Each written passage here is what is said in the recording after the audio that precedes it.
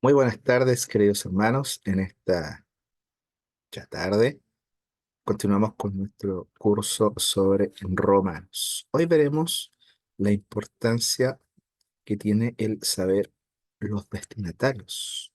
¿Cómo era el grupo de destinatarios? Recordemos que estamos primeramente revisando el contexto, las cosas puntuales que necesitamos saber antes de introducirnos en el texto. Y uno de estos es los destinatarios de la carta. Esta carta está dirigida a la comunidad cristiana de Roma, una comunidad que, debemos dejar claro, Pablo no había fundado y cuyo origen realmente nos es desconocido. El comentario a nuestra carta, compuesto dentro de la misma iglesia romana, el famoso del Ambrosiaster, escrito en Roma en los años del obispo Dámaso, aproximadamente 366 al 384 después de Cristo, declara abiertamente que los romanos habían acogido la fe de Cristo y dice ahí literalmente, aún sin haber visto signos ni milagros ni a ninguno de los apóstoles.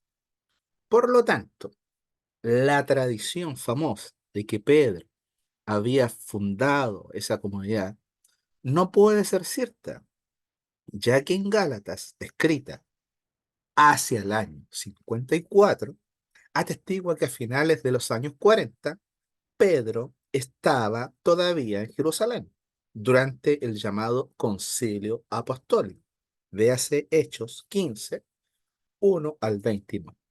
En cuanto a los datos históricos, sabemos que la colonia judía en Roma era muy numerosa.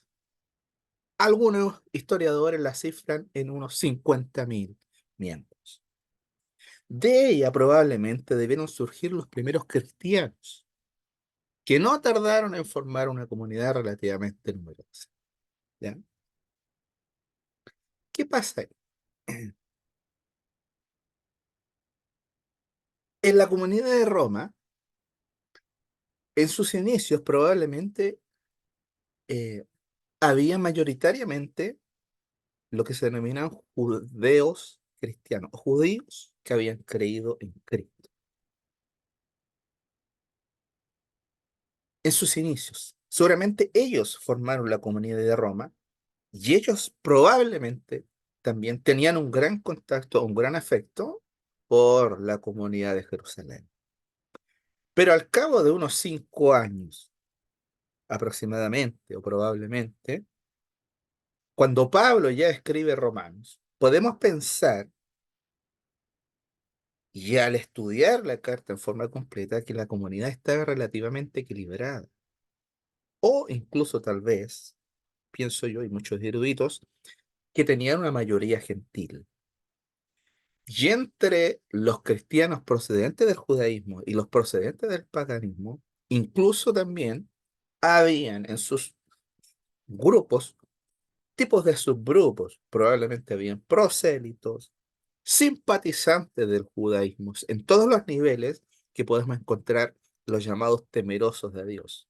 Los temerosos de Dios podían ser desde un judío que participaba en la sinagoga, o sea, un gentil que participaba en la sinagoga,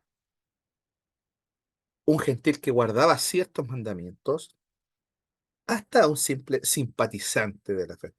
A todos ellos se les llamaba, en términos generales, temerosos de Dios, porque habían abrazado en cierta manera o hasta cierto punto ciertos rasgos del judaísmo.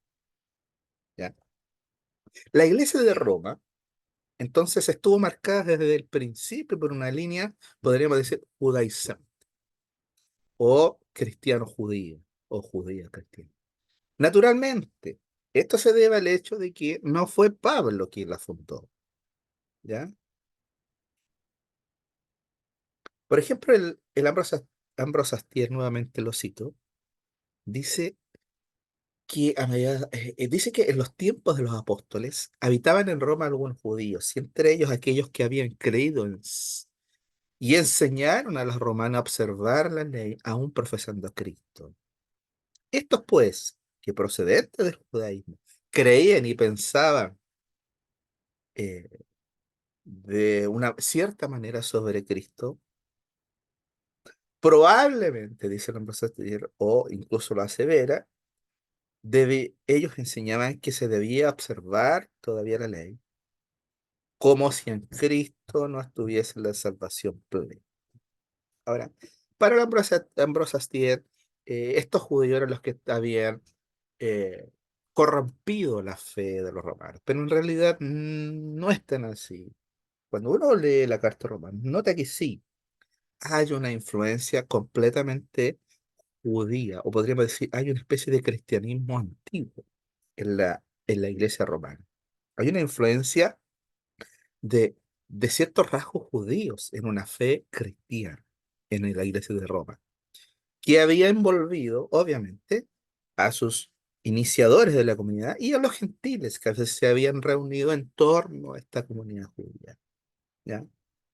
Entonces, debemos afirmar que Roma, la comunidad, era una comunidad mixta de judeos cristianos y paganos cristianos, pero a ambos con un trasfondo judío a razón de la influencia de sus fundadores. Eso es todo por hoy, queridos amigos. Espero que Dios les siga bendiciendo. Un gran abrazo a todos.